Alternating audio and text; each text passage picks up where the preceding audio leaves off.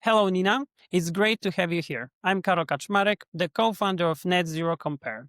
We've been following your work at Brightest, especially your perspective at the intersection of AI and sustainability, because many companies talk about responsible AI, but your focus goes deeper, how AI can actually strengthen sustainability programs, improve measurement, and enable real accountability.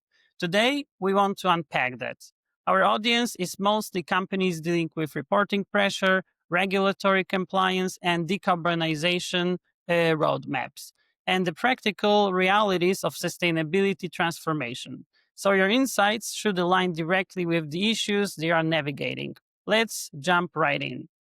To start with, before we go into the core topics, can you briefly outline your current role at Brightest and what your day to day work looks like? Thank you for the introduction, Carol. And it's true, in fact, that AI is a very important topic right now, and that everybody's talking about, of course.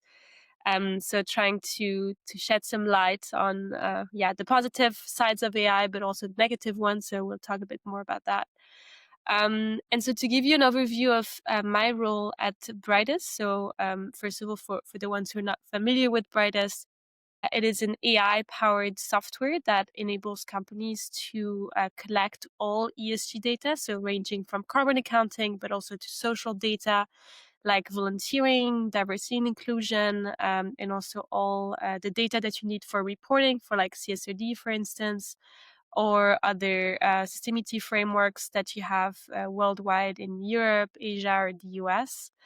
And so I'm the director of sustainability, so I work on making us sustainable as a company. So, creating our sustainability report, making sure that our employees are happy, that they have access to different benefits. For instance, now we're looking into Christmas gifts for everybody, sustainable Christmas gifts. So essentially managing all of that, in addition to our recruiting efforts and marketing, but also partnerships. I would say these are the areas where I'm the most active at Brightest. Thank you very much for that clarification before we dive into broader industry themes. So, as I mentioned before, you sit right at the intersection of sustainability, data, and technology. So, what do you think is the most misunderstood part of AI's role in sustainability today? Yeah, so I think that a lot of people see AI as a sort of magic wand that is going to solve everything for you. And I think to a certain extent, it can be a little bit true. I think that, for instance, for reporting, like for at Brightest, we have this tool that enables you to write CMT reports, and it's amazing.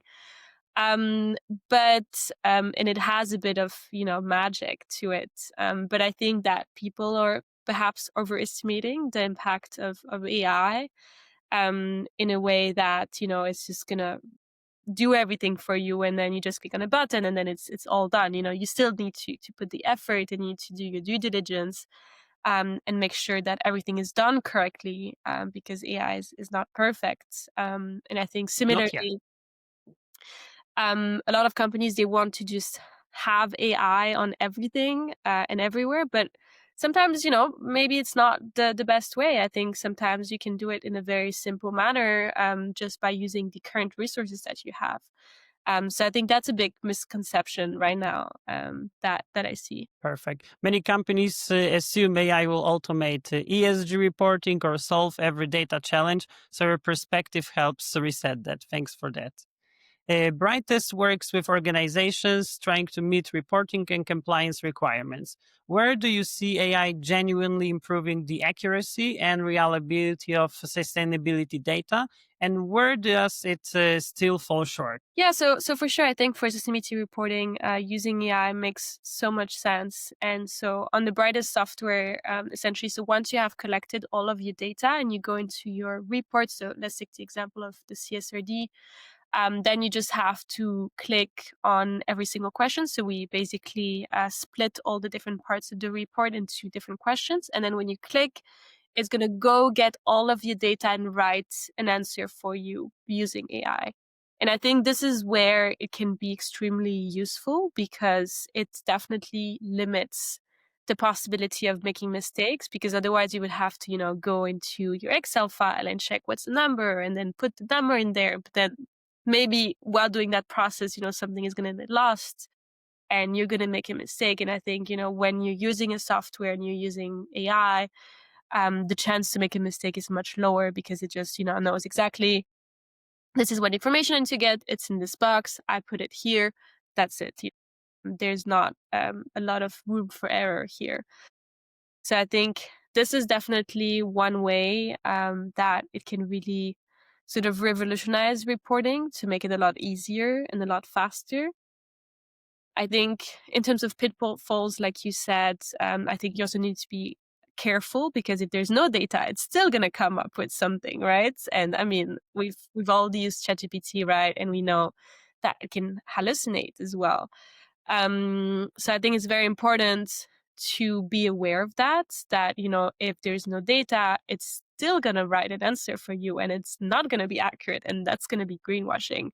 So you need to be very careful with what information are you feeding to the AI. Does it have enough information to create an answer? Because if it doesn't, it knows how to create an answer anyways, right? So you definitely want to double check everything and make sure that indeed it had enough data to provide an answer and that it's not greenwashing for you. I really like the examples you gave because our audience cares about audits, assurance, and supply chain data gaps. So that was a very good one. Now let's talk about scope 3, a real headache for many companies. Scope 3 continues to be one of the toughest areas for companies. How do you see AI helping with estimation, supplier engagement, or category level modeling in practical way? Yeah, so we've actually launched another tool to collect this data as well. So to look, so we have launched an AI agent that is able to go into your supply chain and fetch all of the data that is readily available. So that definitely is a game changer to collect Scope 3 data, for instance, to collect all the information that you need to calculate Scope 3 emissions. So I think here agents are definitely going to have a huge role to play. And I think now we're really at the beginning. And for maybe people who are not so familiar with agents, it's essentially a bit of a worker, so to say. So like a person that works for you, but it's a robot. So it's just a machine that is able to perform a full-time job, really. And so right now we're seeing a lot of agents that are going out there to collect the data. They can also, reach out to the supplier and be like, "Hey, I need this piece of information. Please give it to me." Uh, Send another reminder. Please give it to me. You haven't responded. We know also that's a struggle to get the data. So I think that agents are going to have a huge role to play in collecting Scope 3 emission data, which is not something that people really love doing. I haven't heard someone telling me I love reaching out to my suppliers and beg them for data. So I think that's going to be a real game changer. Most probably because sometimes providers are reluctant to disclose their data, or it's a very time consuming process. I know that from our experience. Yeah. And from what you've seen, what separates companies that successfully integrate AI into their sustainability workflows from those that struggle? Yeah. So I think that I see a lot of different approaches to it. I think some people are a bit afraid of using AI. Some others are maybe overusing it.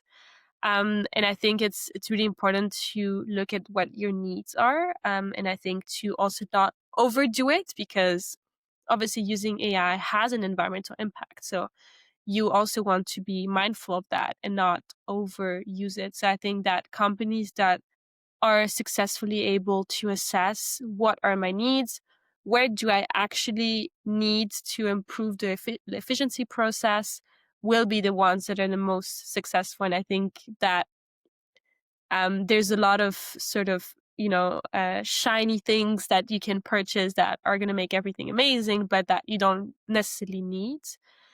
So I think that overdoing it right now can also be a bad thing. So I would definitely advise to be cautious and only get what you really need. Because in the end, you also need to be aware of the environmental impact of AI. So I think that that is a really important thing to think about right now. So, as always, striking a balance is the key. Absolutely. You work with companies under pressure from CSRD, which is Corporate Sustainability Reporting Directive, and SEC, US Securities and Exchange Commission rules, and supply chain disclosure requirements. A lot of stuff, I know. How do you think AI will reshape reporting over the next 2 or let's say 3 years from now? Yeah, so I think we're gonna definitely see a lot of companies start using AI tools, like Brightest, right? And then I know there are other companies doing that as well. So I think that in the next few years, probably most companies will shift to the usage of AI to do reporting. Also because of the amount of regulations that have come out there, right? I mean, there is the CSRD in Europe, but there is, also SEC. There's also all the different climate regulations in California. You also have new ones since this year in Australia, in Hong Kong, in Singapore, in Japan. It's a never ending list, right? So if you're a global company, it's going to be too hard to keep up with all of them and just have someone write everything for you. So otherwise, you would just need to hire like a full time employee for each new regulation, but that's not really sustainable for a company, as you're not, getting more revenue by complying to them, right? So I think that we're going to see more and more AI usage and more regulations appear globally. So I think this will be the trend that we will see in the next 2 years, and really, a choice to make as to which software and which tool to use. Agreed on that point 100%. On your podcast, you often discuss the ethical and societal sides of AI. So, what risks around AI adoption do sustainability teams tend to overlook, in your view? Yes, I think that, well, if we go into the social and ethical part, I think this is a very broad topic that we can talk about for a long time. I mean, there is the social part, right? There is also the environmental part, which is another big one. I think in terms of social topics, I spoke at a university a few weeks ago, and we were talking about the usage of AI in education. And what we were talking about is the fact that using too much AI also makes you stupid, put in plain words. And I think that's not necessarily something that people are really aware of, that the more they use AI, the more they over rely on AI, and that they just write every single email and they just do every single task with AI. They're using their brain less. So I think that is something that a lot of people don't really think about yet. And I think for people, who are maybe a little bit older, they have graduated without using AI is a bit less of a problem, perhaps. I think this is more of a problem for younger people who are currently studying and using AI, and not having to use their brains as much, simply put in simple words. So that I would say like that's one part of the social part. There's a lot of different things I could talk about. And then on the environmental side, I think a big overlooked aspect is the water footprint of AI. So this is something that we don't talk about so much, but there's actually a tremendous water footprint of AI to, first of all, produce the chips. So the silicon chips that you have in the data centers, this requires a tremendous amount of ultra pure water. So this is one aspect. Also the electricity that is powering those data centers. It's usually created by burning fossil fuel in order to make water turbine create steam, which then powers the data center. So again, water in order to have electricity, and you can imagine the amount of electricity that you need, plus the cooling of the data center, which is often also powered by water. So I would say this is also a very largely underlooked topic, which I talked about in my last podcast episode, actually, with this professor Xiao Lai Ren.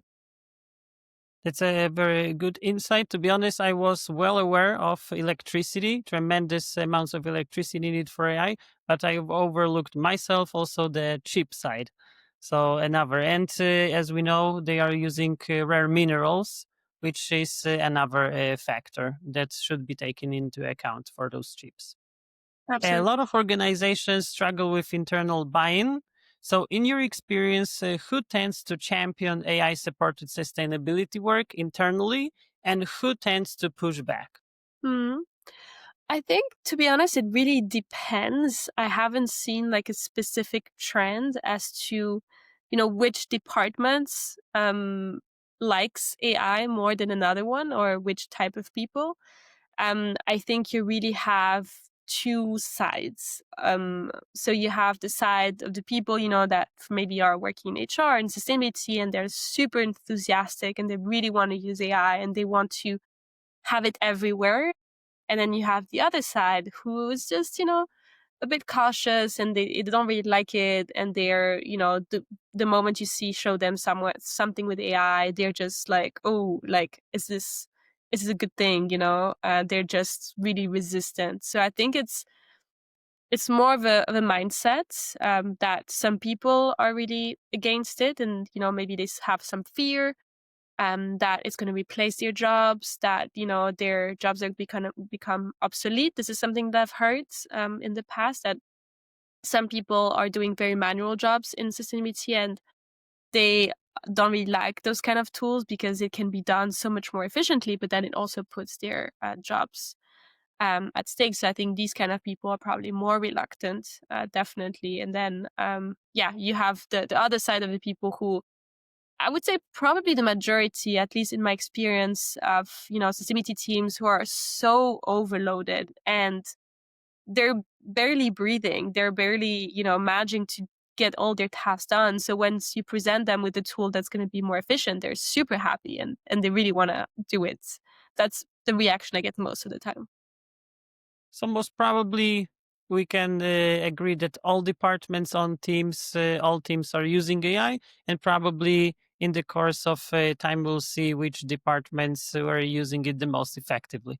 Maybe it's right now too early to say. Given that Brightest works across multiple industries, which sectors are using AI most effectively to drive sustainability outcomes, and what can others learn from them? Yeah, so I don't know if there's like one industry that's especially ahead. I think that it really depends on sort of the budgets of each companies and yeah, obviously also the leadership, right? How much are they investing into it? I think obviously tech is leading because that's I think every single software right now has to put AI on their tools, and then obviously as a company they also use more AI.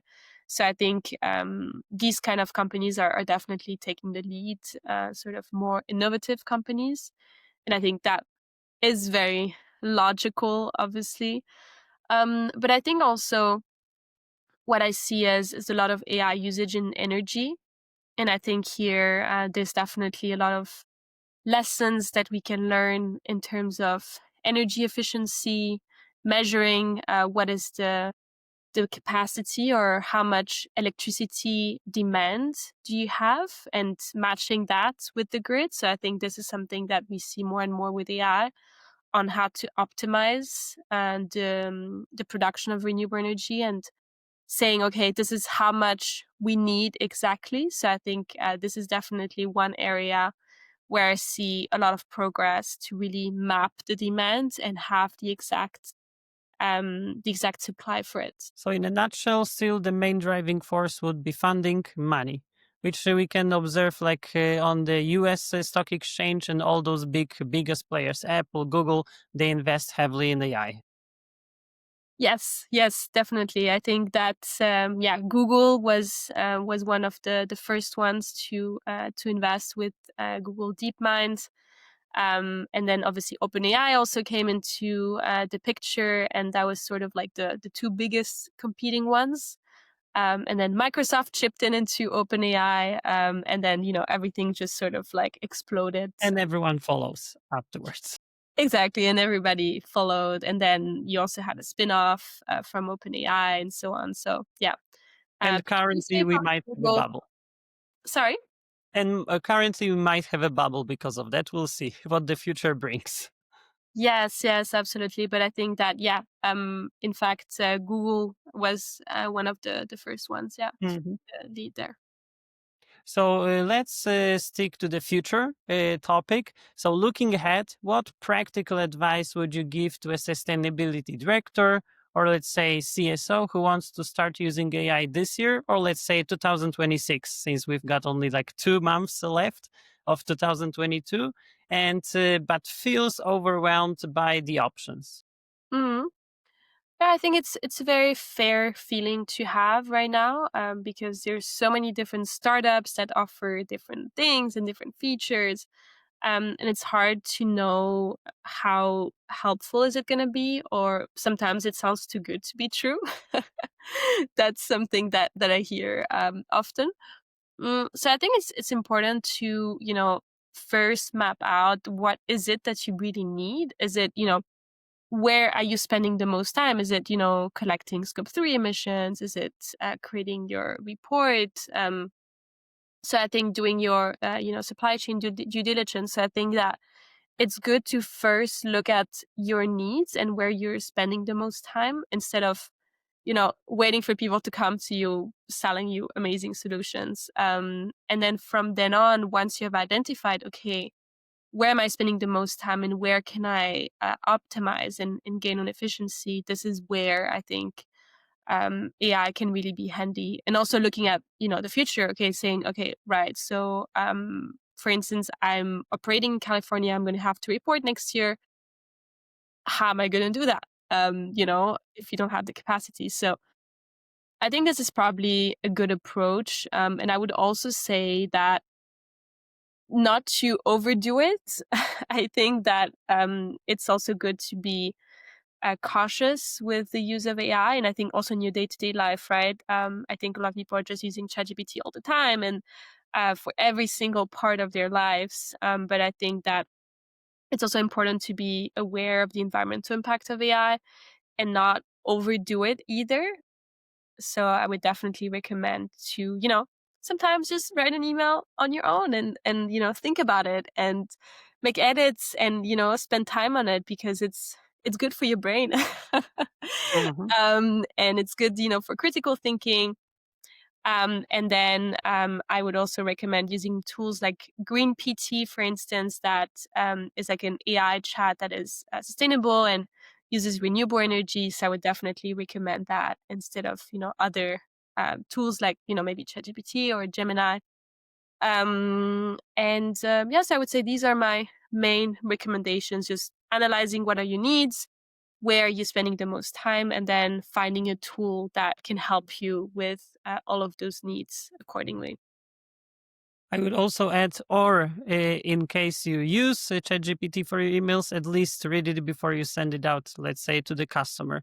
I can tell from my experience, sometimes I tend to receive emails, and underneath they receive in this little description generated by ChatGPT or written by ChatGPT. So, yes, it's better to exclude it when you send it out to a person. Totally agree. Yeah, I yeah, I had this situation I posted about on LinkedIn, that I asked for feedback to someone on my latest podcast episode. And this person responded, "Yes, I love the episode about reporting and ESG and so on." But it was about water. It was not about reporting. And it was clearly, the person didn't listen to the podcast and they just, Hmm. asked GPT to send a response. And then I was like, well, you clearly didn't listen to the podcast, did you? And then they sent another AI generated message saying, like, yes, I have listened to it and it talks about water and it was so interesting, blah, blah, blah. But from the way it was written, it was so clear. Yeah. Sometimes you can clearly see right away and tell that it was AI generated. Exactly. And it's just, it's sometimes it's just so obvious. And I think that it's really refreshing sometimes when you just receive a message and you can see it was written by someone and they haven't used AI. So I think that is definitely a good thing. But no, for sure, I think in sustainability in the context of reporting, we see it with our clients at Brightest. They're super happy, especially with reporting and also with our new AI tool, that our new AI agent that collects data for them. I think that's a game changer, and I mean that's a place where I think, a lot of people are spending way too much time. So I think that's definitely a very positive development in the sustainability world. Thank you very much for those insights. Before we wrap up, is there anything important you think organizations should pay attention to that we didn't cover today?